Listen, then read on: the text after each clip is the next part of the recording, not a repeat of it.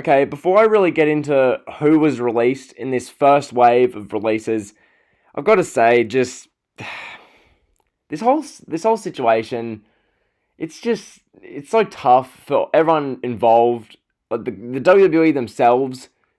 I mean, I don't feel too much sympathy and sorrow for them because a lot of this has come upon them through their own actions. But more than ever, I feel bad for these talents because a lot of these people, their dream was to be a part of WWE.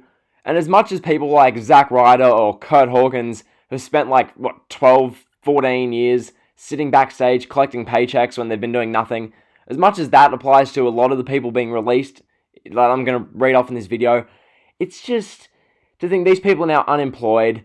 They now have to search for other means of work. It's just, I feel so bad for them because it's not their fault the creative writing in this company is so bad. It's not the fault of the OC, Kyle Anderson, and Luke Gallows that they were never used properly. Okay? It's not the fault of EC3 that creative booked him against Dean Ambrose to try and bury Ambrose, and then EC3 got booed, and then Vince McMahon just gave up on him, and he's been sitting backstage and catering for 2 years. I feel bad for these wrestlers, these personnel, and not just personnel, the producers, the announcer, Aiden English getting released, Mike Chioda, all these people. It's this is so out of their control, and now they've been cut off the books, their salary is now sorted out, they're gone. And it makes me think, harkening back to when WWE for the last year have been shelling out 5-year deals worth $800,000 a year for someone like Mike Kanellis. Stuff like that, the greed and karma's just coming back to bite the WWE right now. It really is. And pretty much Meltzer reported, and look, I know Meltzer, he's not the most reliable source, but in this situation, I fully believe this story, that this is the first of many waves of releases, okay? I'm making this video around 4 hours after the initial Drake Maverick, Kurt Hawkins, Kyle Anderson, EC3, and Leo Rush kind of batch of 5 got released. And the thing is, we've seen over the next 2 hours after that, we've seen a bunch of other releases come out. And in the last hour, we've only seen Deonna Purrazzo get released. So I'm making this video now. Granted, I'm sure as I'm making this video and I'm uploading it, news is breaking, more people are being released. We've got NXT tonight, so that's going to be bizarre to watch after this, couple of hours of releases. After WWE cut the livelihoods out of a bunch of these people. So basically this video, what I'm going to do is talk about the people who were released. We'll just, I'll list them off, talk maybe a tiny bit about a couple of them, but that's not really what this video is about because hundreds of channels in this community are going to be doing this. They're going to be like, guys, Drake Maverick, Kurt Hawkins, Kyle Anderson, EC3, Leo Rush, Luke Gallows, Heath Slater. They're just going to list off the released people. But I want this channel to be more than that, okay? The reason I have the subscriber base I have and the reason it's growing, I'm not just saying who's released and that's the video. I'm not Sean's View Entertainment, okay? This video is going to be more than that, so I'm going to talk about the people who are released, and then I've got to address some things I've been seeing on social media. Actually, stuff it. I'll address these things now, okay? This is more important than the people being released as far as the sentiments behind it, and I need to clear this up. So, for starters, I'm seeing a lot of, why is WWE doing this? Okay, they're doing this because, for the main reason, they're making no money off the live gate, live attendances, their touring brand, merchandise, and, in the arenas, the traveling and whatnot, tourism, the local economies, staging WWE shows. They're making no money from that. They've made no money from WrestleMania. Hell, they made a massive loss from WrestleMania.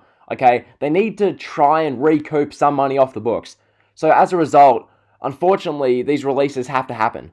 Okay, and now I made the video here's 116 people WWE could release, and literally I covered all of that in 2 weeks ago in that video. But now that's coming to fruition. It's really wow, it's actually hitting home. So yeah, they're releasing people because they have a $500 million cash reserve, which they're actively digging into at the moment, and they just need to clear money off the books. So that's why they're doing this. That's why they're releasing people. As for the people saying, oh, they're all going to go sign with AEW, this one pisses me off, okay? Literally, the cretins who are saying that, oh, well, they're all going to go sign with AEW. Well, Cody himself on Twitter says that that's not the case. That AEW is not just going to house these ex-WWE guys. And also, let me ask this. What makes AEW immune to the virus, in your opinion? What makes AEW financially immune to a global pandemic? Okay, what? Because they're AEW, they're going to be signing everyone who's been released. Just shut up, please. In my opinion, of the people released today, Luke Gallows, Carl Anderson, I can definitely see them in AEW. Rusev, definitely. And then who? Sarah Logan could be added to the women's division, in my opinion. But who else? Because you've got people who got released today who are friends with the people in AEW. So like Zack Ryder, EC3, I know those guys are good friends with Cody and Drake Maverick and whatnot. But like, do they really have a place in AEW? When AEW is trying to clear off their books, you think AEW is going to take on a bunch of like new salaries? What? Because the Khan family's immune to the pandemic. They're not feeling the effects with their football club, Fulham, I believe. Making no money. The Jacksonville Jaguars, they're being inhibited. All the business investments of the Khan family, that's being inhibited. But you're telling me, and you're telling everyone, that AEW are going to sign everyone. Do you know how finance works, clown? So that one annoyed me. Another thing I'm seeing is that WWE needs to stop releasing people. Okay, look, from a livelihood perspective, yes, they probably do need to stop releasing these people because livelihoods are being at risk.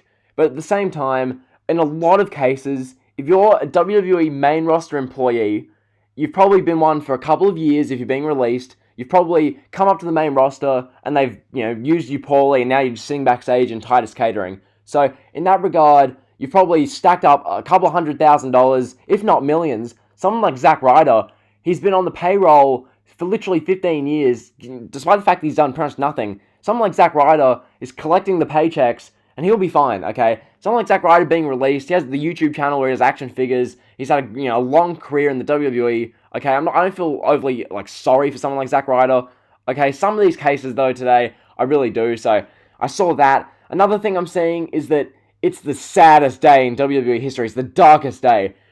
Look, it's up there, I'm not saying it's not, this is definitely one of the saddest and darkest days in the company's history, but it's not the darkest day. Okay, if you're going to tell me that Chris Benoit and the tragedy that happened in June 2007 is not as sad as what's happening today, you're a moron, okay?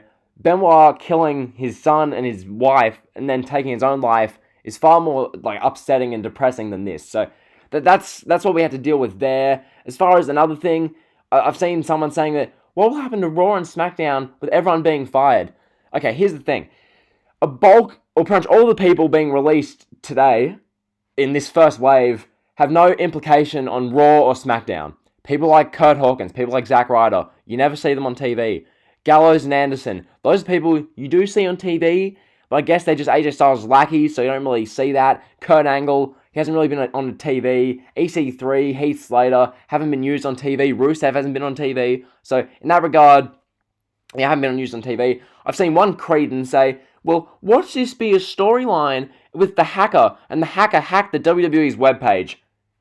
Shut up. No. So, those are the things I have to address. As for the people who were released, a lot of you guys already know this because you've been following social media, but in case you haven't, so the first batch we had of releases, which were around 4 hours ago as of making this video, so Drake Maverick, who released this really emotional video on social media, he's apparently saying that he'll be in the Cruiserweight Interim Championship tournament, which, that's bizarre. He's been released, but he'll still be in the Cruiserweight tournament, so he's really emotional, and fair enough. That video is hard to watch, but Drake Maverick, Kurt Hawkins, Carl Anderson, EC3, and Leo Rush. Leo Rush, that one, I mean, now it makes sense why he wasn't in the Cruiserweight tournament, but that feels rough. Leo Rush is one of them that actually got to me, because someone like him, all he did with the NXT Cruiserweight Championship, the end of last year, he was, everything's been to mental health and whatnot, and to think that they just axed him like that, I don't know. I don't like the Leo Rush thing. So from there, we got those releases. We got about half an hour where there was no new releases, and then everything hit the fan. Now, in no particular order, we got these releases. Luke Gallows. So Anderson and Gallows are both released. They're gone. Heath Slater. So Mr. I Got Kids, he's out of there. Eric Young. He's one who, that was always going to happen. Sarah Logan. I don't know, the Riot Squad's now broken up officially. Someone like Sarah Logan can add to AEW's women's division. Yes, she's no Charlotte Flair or Ronda Rousey, but AEW need any women they can get at this point, so Sarah Logan be a signing they probably need to make. As far as other people, the Colognes, Primo and Epico, they've had 2 TV matches in 3 years. Just, it makes sense. Get them off the books. Mike and Maria Kanellis. Here's the thing. They offered Mike and Maria Kanellis lucrative luxury 5-year deals last year, worth God knows how much money, just to keep them, Mike and Maria Kanellis, away from AEW. But now they're releasing them off the books because now calls for it. Now Vince McMahon, it's not in his best interests to hoard them away from AEW. Now he should get rid of them. Just the hypocrisy, the karma that's coming back to WWE. This is what you get for offering 5-year deals to people like Kalisto for like $750,000 a year.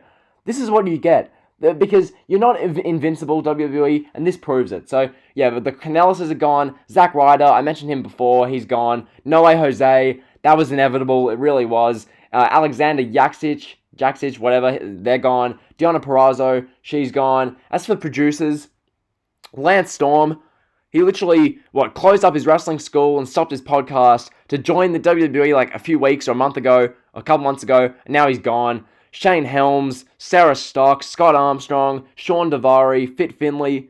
I mean, Finlay's been a crucial part of the women's division, and booking that over the years. Pat Buck, Mike Rotunda, the father of Bray and Bo Dallas, so Wyndham Rotunda and his brother, so their dad, Billy Kidman. And the one that really raised my eyebrow was Kurt Angle. Now, I get he's like on a Legends kind of contract, he's not on screen, but the thing with Kurt Angle, man, it's like they're letting Kurt Angle go? Jesus Christ. I mean, Kurt Angle, granted, they didn't use him nearly the way they should have in his stint with the WWE. They could have used Kurt Angle as the manager of Chad Gable. They could have done something with that. That would have been cool. But instead they had Kurt Angle and his illegitimate son, Jason Jordan, and then they had Kurt Angle as Raw GM every week come out and say, let's make a match for these fans. Let's put Roman Reigns in a tag match with the ex-competitor against Jinder Mahal and Kevin Owens. That's what Kurt Angle did for 2 years. So, Angle's being cut. That one, that's a head-scratcher.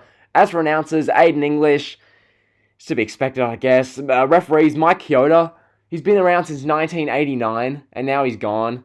It's rough on him for him to be around that long, and now he's gone. So, we get that one there. As far as other people, we also had Andrea Lissenberger. So as I said, she was heavily involved in the Mandy and Otis storyline. So yeah, that's part 1, wave 1 of WWE releases. These videos are tough to make because as much as I kind of had fun with, quote unquote, making that people WWE could release video, the fact that it actually happens, it's rough. Okay, as much as WWE refuse to use these people, they're still people at the end of the day. These people's livelihoods, they're just gone now, so it's rough. So I'll be up for NXT or AEW and release update video later tonight, but yeah, that's the video for now. Hopefully you enjoyed as much as you could. This whole thing's it's just upsetting, really. So comment, sub, you guys know the drill. See ya.